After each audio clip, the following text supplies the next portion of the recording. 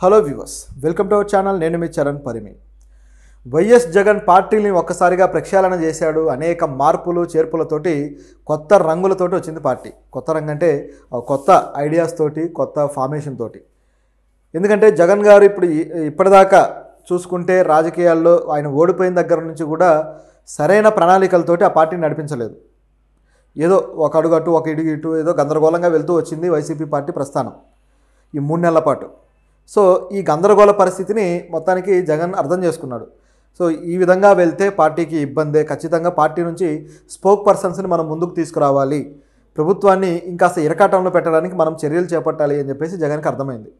ఎందుకంటే ఆయన చేసిన వ్యాఖ్యలు ఏవైతే ఈ విజయవాడ ముంపు కావచ్చు, వరదలు, ఈ టైంలో ఆయన చేసిన వ్యాఖ్యలు, ప్రస్తుతం ఆయన చేస్తున్న ఓదార్పు యాత్రలు, అదేవిధంగా రోజా గారు ఆ విజయవాడ వరదల తర్వాత చేసిన వ్యాఖ్యలు, ఇవన్నీ కూడా ప్రజల్లో వాళ్ళకు పెద్ద సింపతిని కానీ ప్రజల పక్షాన ఉన్నారన్న భావన కానీ కలిగించలేదు గత కొద్ది రోజులుగా. ఇవన్నీ మనం గమనిస్తూనే ఉన్నాం.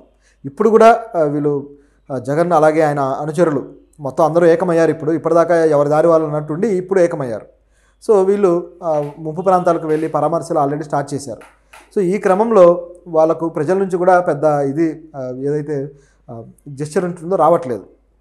దాంతోపాటు మరోవైపు మీడియా నుంచి కూడా కొద్దిగా లైట్ తీసుకున్నట్టు అయింది. జగన్ పరామర్శిస్తున్నాడు అంటే ఆ వెయిట్ రావట్లేదు దానికి. సో ఇదంతా ఎందుకయ్యాయంటే సరైన టైంలో సరైన పద్ధతిలో స్పందించకుండా ప్రజల పక్షాన్ని నిలబడ్డామని చాటుకోలేకపోవడం అనేది ఈ పార్టీ చేసిన ఒక మిస్టేక్. సహాయక కార్యకలాపాల్లో ఎక్కడా పార్టీ లీడర్లు కానీ పార్టీ మాజీ మంత్రులు కానీ కనపడలేదు. ఎక్కడా కూడా వీళ్ళు విరాళాలు ప్రకటించి ఘనంగా ప్రజలకు మేము సేవ చేస్తామని ముందుకు రాలేదు. ప్రభుత్వంలో ఉన్న వ్యక్తులు కూడా విరాళాలు ప్రకటించారు.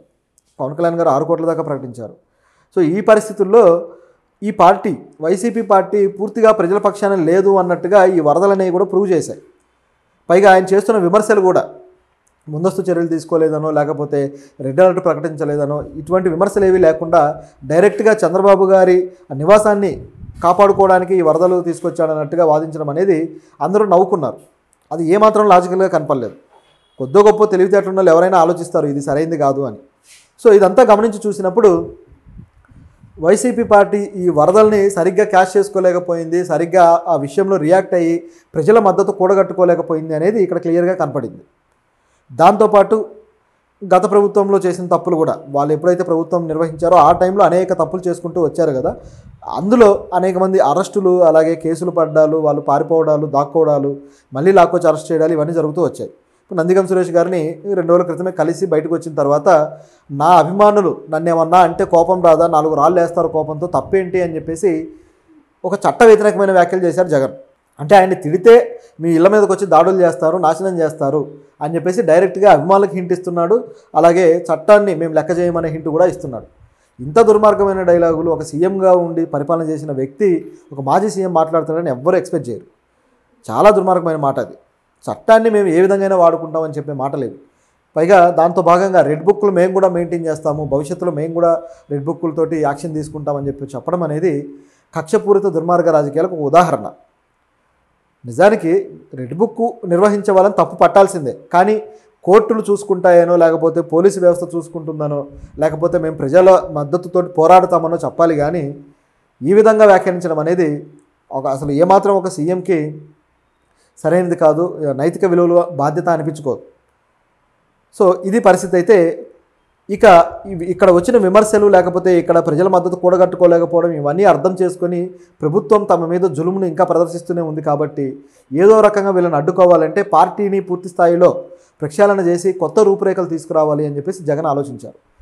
దానికి ఆయన చేసిన పని ఏంటంటే ఈ విధంగా పార్టీలో కొత్తగా అధికార ప్రతినిధులను ఎన్నుకోవడం, కొత్తగా కొంతమంది నాయకుల్ని ముందుకు తీసుకొచ్చి పెట్టడం, స్పోక్ పర్సన్స్ అని.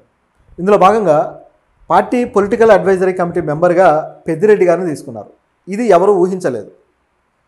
పెద్దిరెడ్డి గారిని తీసుకోవడం వెనక ఉన్న రాజకీయం ఏంటంటే అది కూడా ఇంట్రెస్టింగ్గానే ఉంది. నిజానికి పెద్దిరెడ్డి మదనపల్లి ఫైల్స్ ఏవైతే దహనం ఉందో ఆ దహనం కేసులో ప్రధాన నిందితుడు.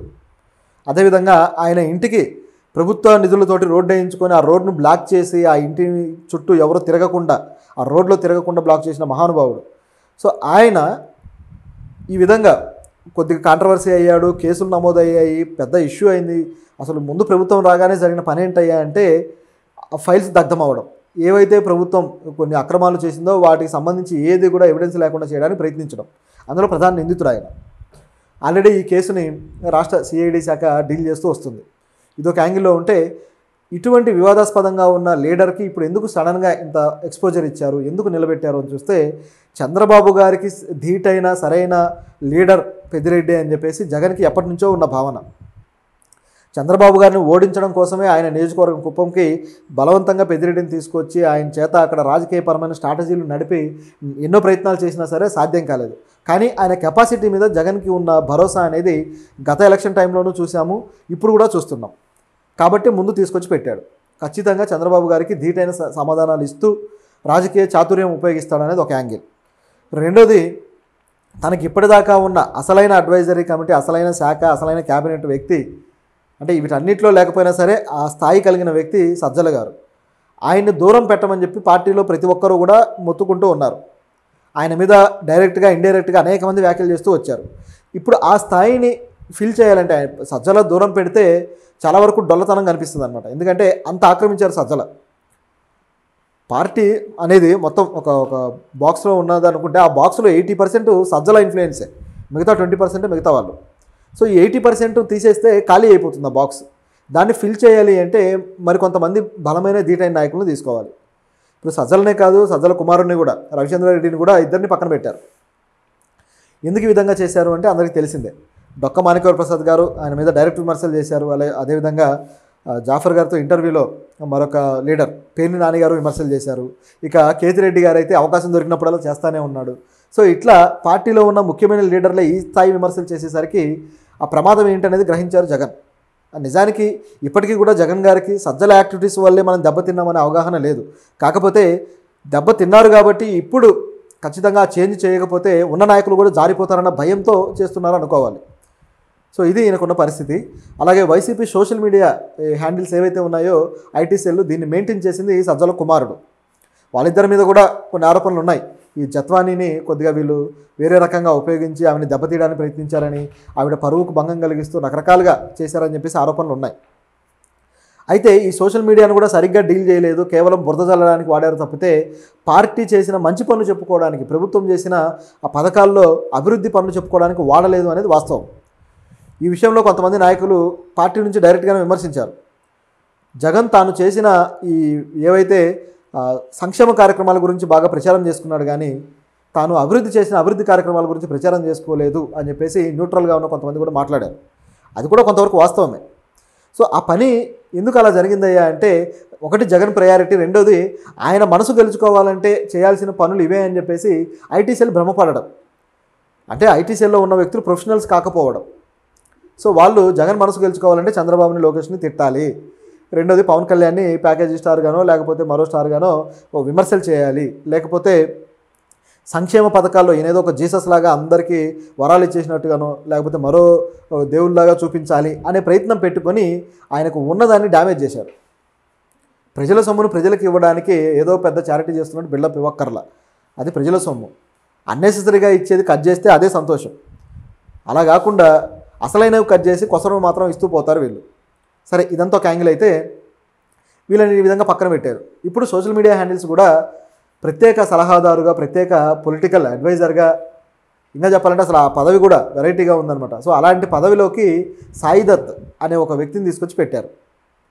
ఆ వ్యక్తి చంద్రబాబు గారి దగ్గర, లోకేష్ గారి దగ్గర వాళ్ళకు స్ట్రాటజిస్ట్గా పనిచేసిన వ్యక్తి ఇప్పుడు పొలిటికల్ స్ట్రాటజిస్ట్గా వైసీపీ దగ్గరకు వచ్చారు. ఈయన ఇప్పుడు ఏం చేయబోతున్నారు అనేది ఇప్పుడున్న క్వశ్చన్. కాబట్టే వీళ్ళందరినీ దూరం పెట్టడానికి ఆస్కారం దొరికింది. బహుశా ఈ దూరం పెట్టడంలో స్ట్రాటజిస్టు ఐడియాస్ కూడా ఉండాలి. నిజానికి జగనే సగం స్ట్రాటజిస్ట్గా నడిపిస్తున్నాడు. ఈ సాయి దత్ కూడా తన యాక్టివిటీస్ మరి పూర్తి స్థాయిలో మొదలెట్టారో లేదో కూడా మనం అప్పుడే అంచనాకు రాలేము. కాకపోతే పార్టీ కొత్త రూపు తీసుకుంటుందన్న దానికి ఇదంతా ఒక ఉదాహరణ.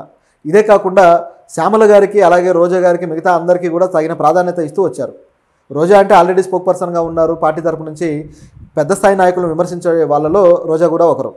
అయితే ఇప్పుడు శ్యామల గారికి కూడా ఆ పదవి వచ్చింది. పార్టీ అధికార ప్రతినిధులుగా కొంతమందిని ప్రకటిస్తే వాళ్ళలో ఇవి ఉన్నారన్నమాట. శ్యామల గారు, అదేవిధంగా రోజా గారు, అదేవిధంగా భూమన కరుణాకర్ రెడ్డి, జూపూడి ప్రభాకర్ వీళ్ళు ఉన్నారు. సో వీళ్ళంతా ఇప్పుడు ఇంకాస్త గట్టిగా వాయిస్ వినిపించబోతున్నారు అంతే. అయితే శ్యామల గారికి ఒక సమస్య వచ్చి పడుద్ది ఇప్పుడు.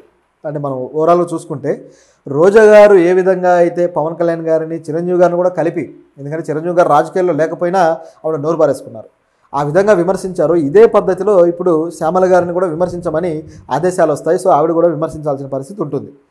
ఆవిడ గతంలోనే విమర్శించినప్పుడు ఆవిడ మీద యాంకర్గా ఉండి ఆవిడ కొన్ని తప్పుడు పనులు చేశారన్నట్టుగా సోషల్ మీడియాలో ఒక ప్రాపగాండా నడిచింది.